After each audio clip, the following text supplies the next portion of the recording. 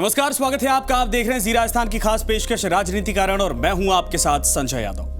Rajasthan BJP में गुटबाजी किसी से छुपी नहीं है।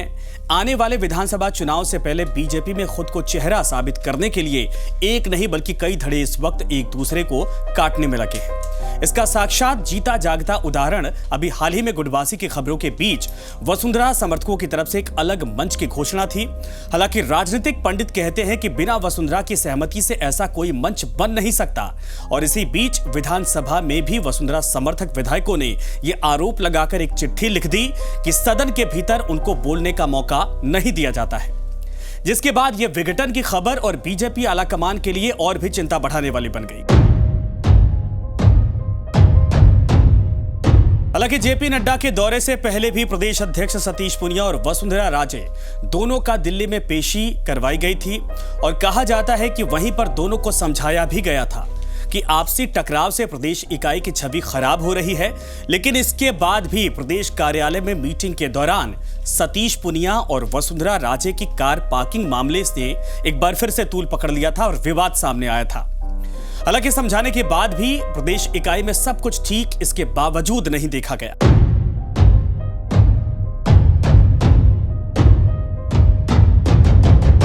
जेपी नड्डा के दौरे और भाजपा में चल रहे सियासी उठापटक के बीच में पूर्व सीएम वसुंधरा राजे मंदिर दर्शन की शुरुआत कर दी है।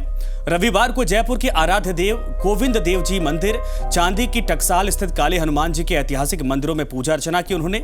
मंदिर और देव दर्शन से वसुंधरा का पुराना जुड़ाव रहा है, लेकिन नए सिरे से कार्यक्रम करके राजे ने विरोधियों को जयपुर में ही अपनी सियासी ताकत का एहसास करवाने की पुरजोर कोशिश की। तो बीजेपी के राष्ट्रीय अध्यक्ष जेपी नड्डा के जयपुर पहुंचने से पहले स्वागत के लिए खड़े कतार में भी वसुंधरा गुट और पूनिया गुट अलग अलग खड़े थे।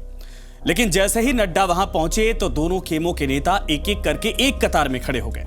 हालांकि बिड़ला ऑडिटोरियम में कार्यक्रम के दौरान वसुंधरा को जेपी नड्डा और अरुण सिंह जो कि प्रदेश प्रभारी हैं, उनके बाद बैठने का जो नंबर था वो देखा गया, यानी तीसरी सीट मिली थी।